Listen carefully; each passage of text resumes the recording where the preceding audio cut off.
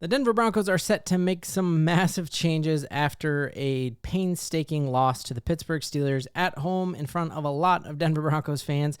We got some good news. We added some injury to the insult, and I got some hope and why I haven't jumped off of this bandwagon. We're going to break all that down, so much more. Let's dive right in. It hurts to be 0-2 right now. It hurts so bad because Sean Payton had us all offseason. It wasn't me hyping up this team. It was me just like making sure everyone saw the things that Sean Payton was saying behind closed doors, that the next time I win 7 games, it'll be my first time, that I got 2 middle fingers and I've learned not to use it in my old age.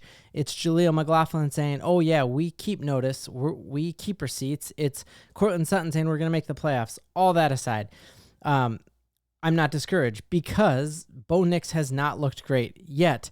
This generational quarterback who everyone in the league supposedly was going to struggle tanking for, who everyone hyped this entire offseason, how much talent they were just throwing around Caleb Williams.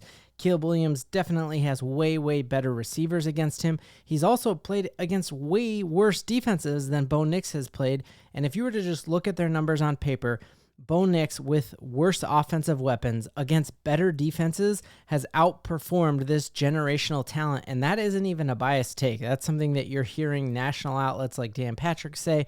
And we just looked last night against the Houston Texans, who even Russell Wilson last year put up better numbers against, even with the weapons that we have right now. He was 0 of 7 on any deep plays last night, and that's with Rome Odunze. That's with DJ Moore. That's with Cole Kmet, like a great tight end. Like, they are stacked, and he has every reason to succeed. And yet, when you look at them on paper, really, you cannot find a crazy difference here, that one of these has a top wide receiver room in the entire country, and the other has Josh Reynolds and Lil Jordan Humphrey. And you're looking at Caleb Williams last night throw 2 picks. Bo Nix also had 2 picks. One of his was in complete garbage time on a Hail Mary play. And so truly he only had 1 interception that actually was meaningful and mattered, where both of Caleb's were in crunch time. And I think that alone is reason for hope for us. And just starting right off the bat here, that we still have yet to see a rookie quarterback throw for their first touchdown. And I also think that we are going to look back. Both of the teams we've lost to are 2-0. They are both going to end up making the playoffs this year. They both have phenomenal defenses, and that's unmistakable truth right there. And so there is still a lot of games left to be played. But the big adding injury to insult of losing our game is that we had Mike McGlinchey suffer significant MCL sprain. We went last season and we had the healthiest offensive line in football. It wasn't until that last game that we even had a single offensive lineman not start a game who'd played the entire year, which is very rare.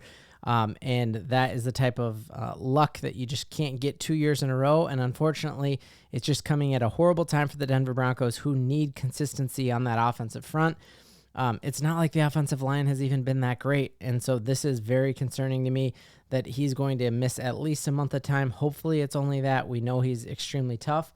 And so as we think of who might be there to backfill that spot, we remember we got Frank Crum that we gave the bag to, and he was the Wyoming offensive lineman, the only person who's run a faster 40 than him at the offensive line position would be like a Garrett Bowles, just a big dude, but very raw. Alex Palczewski, who high upside, but we have not seen like the consistency out of him, and Matt Peart, who did come in sparingly for last week for when Garrett Bowles went down. But man, to have Garrett Bowles kind of nicked up and you don't know what his status is week to week, and then lose McGlinchey, this is just absolutely nasty work here for the Broncos to now have a 2-game East Coast road trip, and it's really starting to become put up or shut up time for these Denver Broncos. This disappointment is coming to us because of the hype that Sean Payton laid into. He did nothing to quell our expectations. Instead, he got his own owner to go out and brag about what this team was going to do. He told the whole league that he was going to be better at evaluating quarterbacks than anyone else. He then bragged about how he got Bo Nix to drop to us, talked about flipping off reporters who doubt him. And so now it is time to make these sweeping wholesale changes that he has talked about, and see, is Sean Payton truly worth the second highest coaching salary in the entire league right now? He is the second highest paid coach right now. We gave up 2 first-round picks to get him. And so this is the time where we really need to see the offensive genius that is supposedly Sean Payton. And like I've said, I am a huge fan of Sean Payton, and I think he's gone from being in an electric fenced-in area as a dog to being on a shorter and shorter leash each week as far as my frustration with him. And now I'd say he's on like a 12-foot dog leash that's a fixed leash. Before it was retractable and it could go out as he wanted. Now it's 12 feet fixed. And so here is what he came out and said last night after the game is he said that we need to make changes. And he said it's a very disappointing loss. And what he said that was really interesting is that, where is it? We need to evaluate our personnel and decide who is doing what. This is the line right here. We have to really start looking at who we are asking to do what.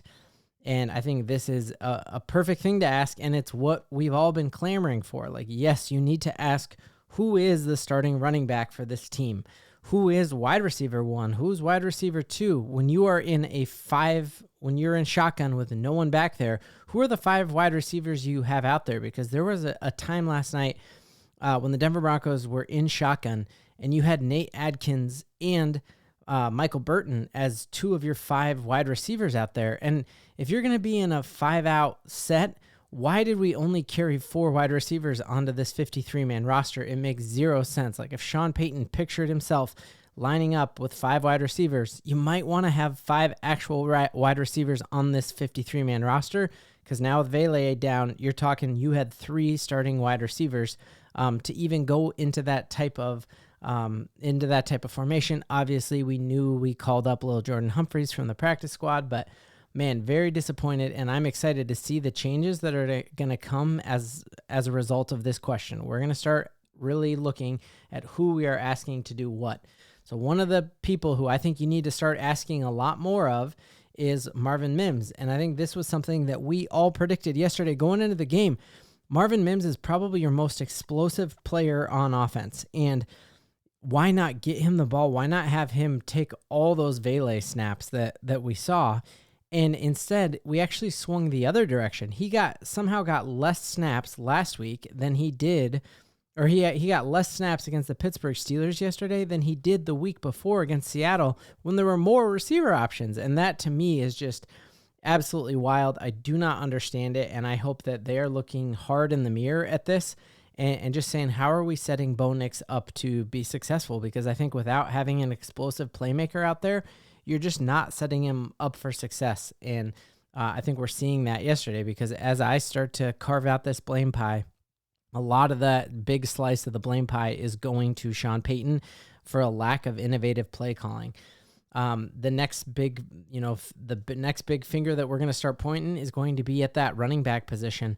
We all had high hopes that Javonte Williams lost the weight and was going to be Javonte of his rookie year, and it's clear he is not at this point. And this was just a really telling stat. Shout out Chris Thomason for coming up with this, that he had 11 carries for 17 yards. And that's just not good enough, right?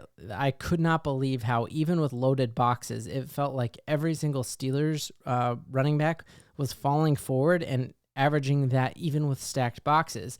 And if you take a look at last week with 8 carries for 23 yards, we're talking 11 regular season games in a row that he has averaged less than 4 yards a carry, and that's just not going to be good enough.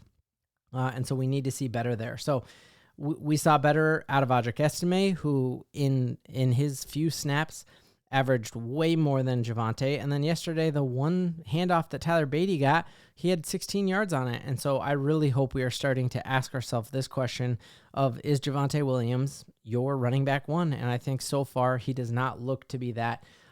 So far, I do think as we're looking at glass half full, looking at I feel like Bo Nix yesterday was not captain check down like he was before. That he was against Seattle Seahawks, he was at 3.3 yards a throw versus against the Steelers, he was 7. And I think the Steelers are a much better defense. And while the Tampa Bay Buccaneers defense is not a pushover by any means, they are not at the level of the Pittsburgh Steelers. And so the game is not out of question. Seconds, you don't have time to make any reads there. And so I think I hope Sean Payton's taking a good hard look at the system that he's running and just saying, does this actually fit where the NFL is right now?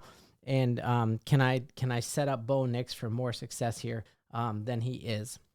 So I still see a ton of signs of hope.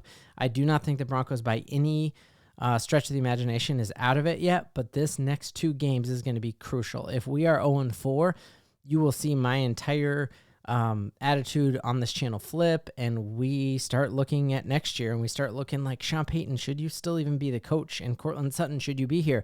But because of everything they said in the offseason, I still got to believe that the Broncos are gunning for the playoffs and that they still want to win now, and they still believe Bo Nix can be the quarterback who helps them win now. So do not stop believing.